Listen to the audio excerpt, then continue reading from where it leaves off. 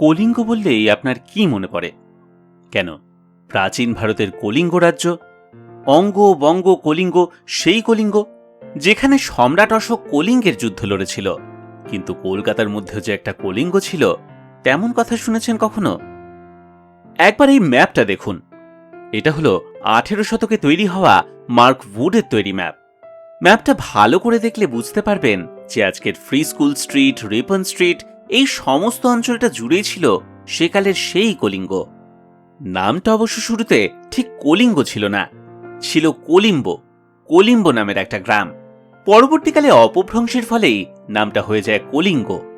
1717 সালে মুঘল সম্রাট ফারুকসিয়ারের কাছ থেকে ইস্ট ইন্ডিয়া কোম্পানি 38টা গ্রামের জমিদারির স্বত্ব কেনে, আর তার মধ্যেই ছিল এই কলিঙ্গ।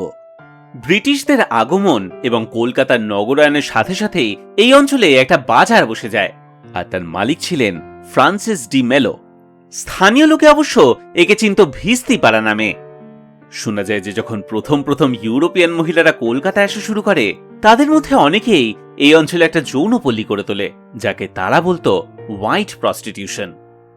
তেমনই একটা ছবি ফুটে ওঠে জাঙ্গল বুক বইয়ের রচয়িতা রাডিয়ার্ড কিপলিং এর একটি কবিতায়, যেখানে কলকাতার যানবাজার এবং কলিঙ্গেরও উল্লেখ করেন তিনি লিখছেন, Now Anne of Austria shared their drinks. Kalinga knew her fame.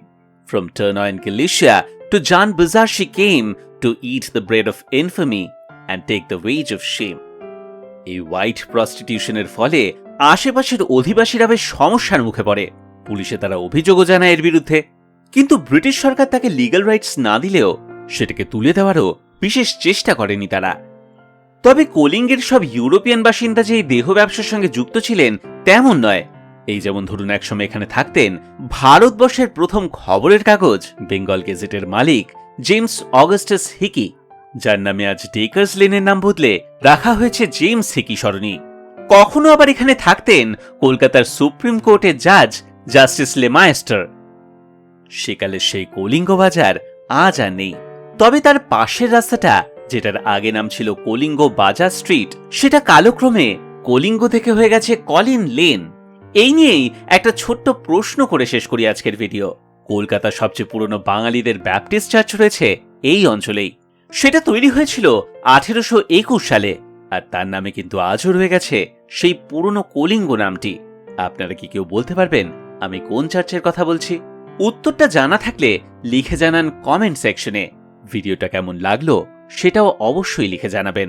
ভালো লাগলে লাইক, শেয়ার ও সাবস্ক্রাইব করতে ভুলবেন না, আর সঙ্গে থাকবেন গল্প হলেও সত্যি সঙ্গে।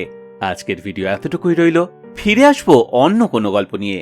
আজকের মতন বিদায় জানাই, ধন্যবাদ, নমস্কার।